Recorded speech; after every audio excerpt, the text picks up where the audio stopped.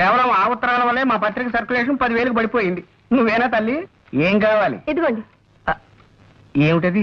నేను ఈ మధ్య కొన్ని కవితలు రాశాను. మచ్చుక్క ఒకటి వినిపిస్తాను, వినండి. ఆకాశం రంగు నీలంగానే ఎందుకుంటుంది? ఎర్రగా ఉంటే బాగుండదు గనక. రక్తం ఎరుపు రంగులోనే ఎందుకుంటుంది? నీలంగా ఉంటే బాగుండదు గనక. మల్లె తెల్లగానే ఎందుకుంటుంది? నల్లగా ఉంటే బాగుండదు గనక. ఈ విన్నా కూడా నేను ఎందుకు బతికే ఉన్నాను? నాకు చావు రాలేదు గనక. చాలా బాగుందండి. ఈ వాక్యాన్ని కూడా కలుపుతాను. వీటిని మీ పత్రికలో వేయించండి. వీటిని ఇక్కడే ఉంచుతాను. మేము ఇంకా పత్రిక నడపలేం అని గట్టిగా నిర్ణయించుకున్నాక మీ కవితలు చివరి సంచికలో వేస్తాం. అవి రిలీజ్ అయ్యేసరికి మేము ఏ ఆఫ్రికానో అండమాన్సో పారిపోతాం. ఇవి ఇక్కడే ఉంచుతానమ్మా. థ్యాంక్స్ అండి.